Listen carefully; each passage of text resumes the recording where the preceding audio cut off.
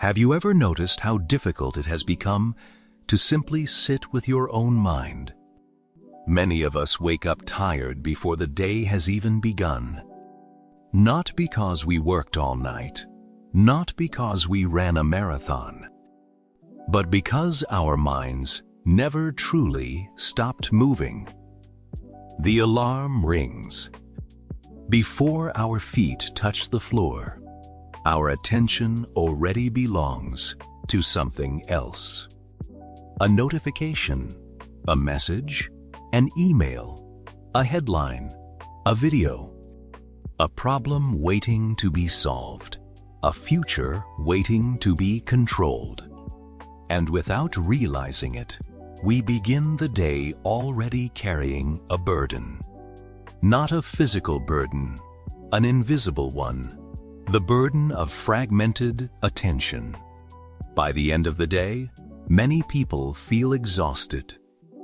Yet, if you ask them what created that exhaustion, they struggle to answer. The day was busy, very busy. But somehow, it feels as if nothing meaningful happened.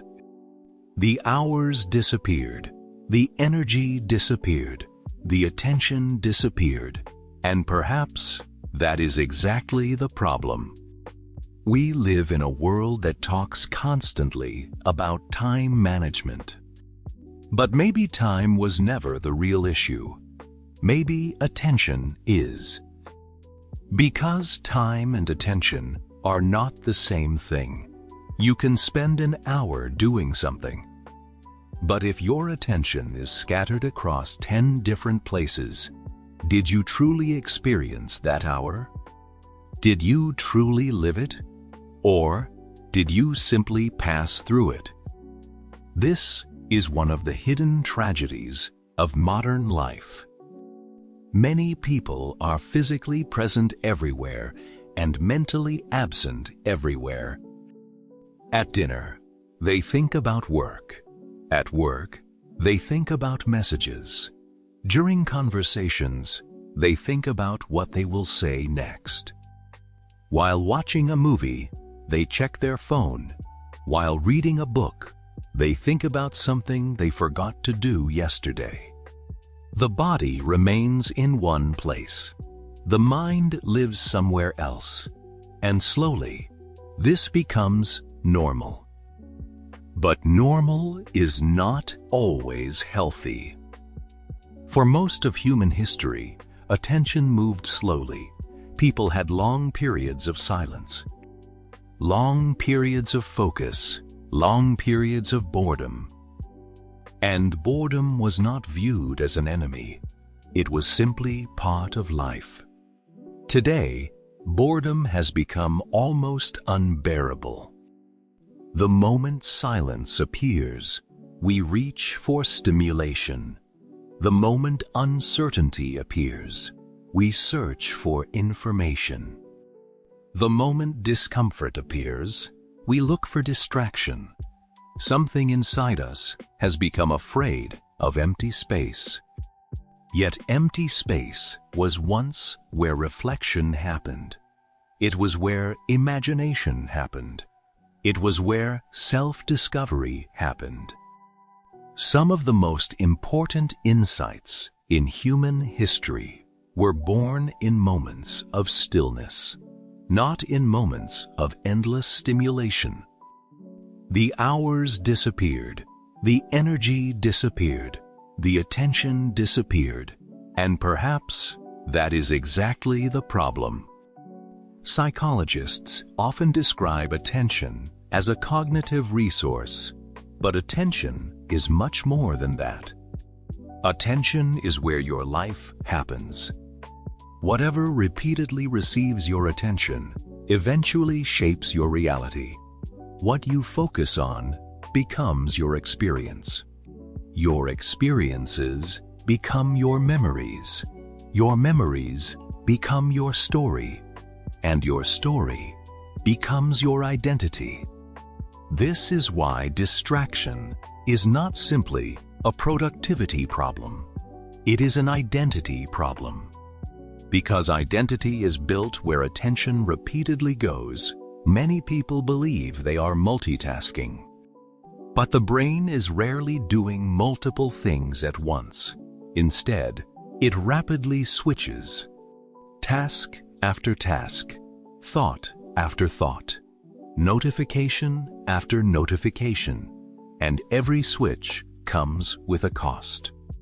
Researchers call part of this cost attention residue.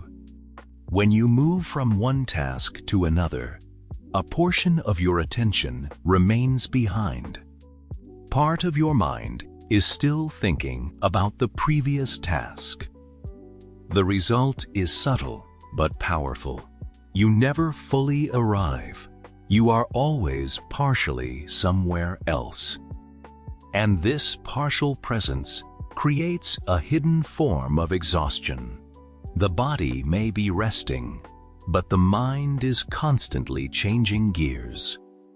Imagine driving a car and changing gears every few seconds for hours. Eventually, the machine begins to wear down. Human attention works in a similar way.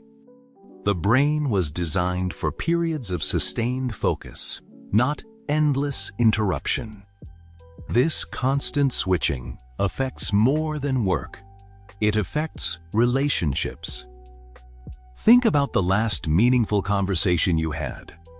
Were you fully there, or was part of your attention elsewhere? Thinking, planning, checking, waiting. Modern loneliness is often misunderstood.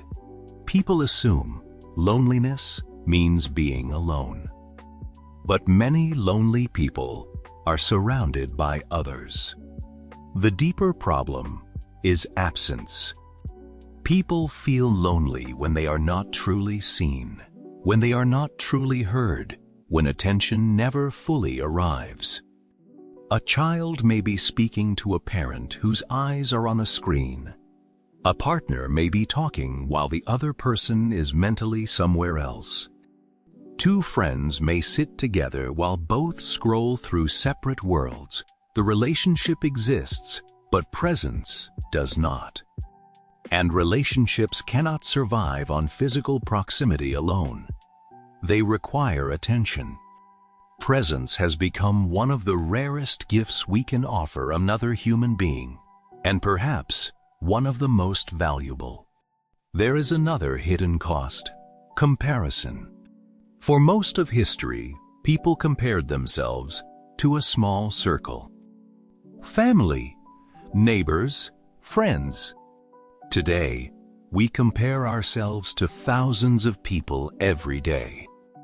People who are richer, more successful, more attractive, more confident, or at least appear to be. And because we are usually comparing our everyday reality to someone else's carefully edited highlights, the comparison is never fair. The result is a quiet anxiety, a feeling that life is happening somewhere else, a feeling that everyone else is moving faster, a feeling that we are behind. Psychologists call part of this experience FOMO, the fear of missing out. But beneath FOMO lies a deeper fear. The fear that everyone else has figured life out except us. And so we continue searching, continue scrolling, continue checking, continue comparing, always looking for reassurance, always looking for certainty. But certainty never arrives because certainty was never what we truly needed. We needed trust, trust in ourselves, trust in our path, trust that life is not a race against strangers on the internet. Technology also interacts with our biology in powerful ways. Every notification offers a possibility. Maybe something important happened. Maybe someone replied. Maybe there is something exciting waiting. Each possibility activates the brain's reward system. A small release of dopamine, not the chemical of happiness. The chemical of anticipation, of wanting, of seeking. This is why endless scrolling feels so strange. The reward is rarely satisfying. Yet, we keep searching. The next post, the next video, the next answer, the next possibility, and eventually, the search itself becomes the habit. Many people today are not addicted to information. They are addicted to anticipation, to the possibility that something better is one swipe away, one click away, one notification away. Yet life rarely happens in anticipation. Life happens in attention. It happens here, now. In the conversation in front of you, in the walk you are taking, in the book you are reading, in the person sitting beside you. This is why practices like mindfulness and meditation have become so valuable.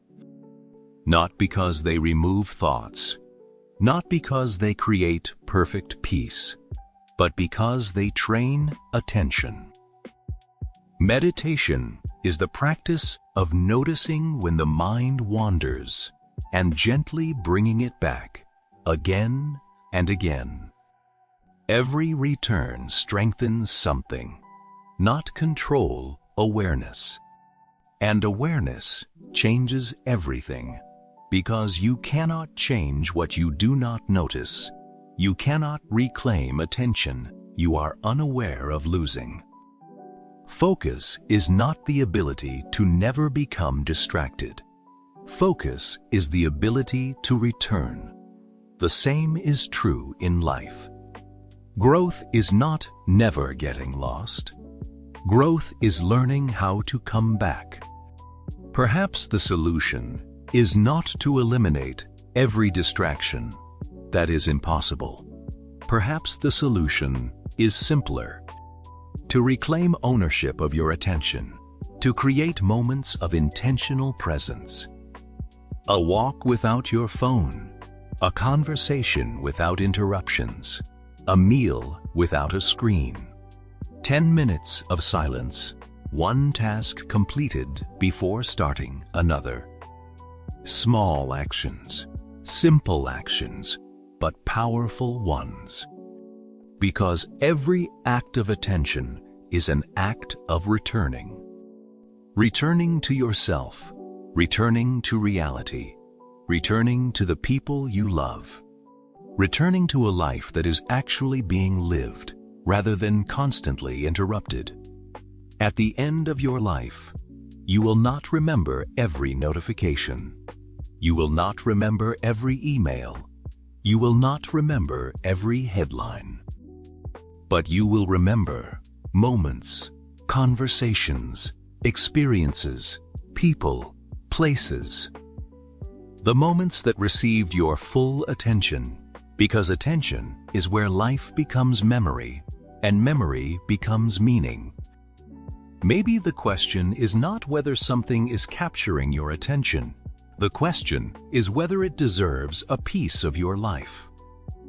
Because attention becomes your days become your years, and your years become your life.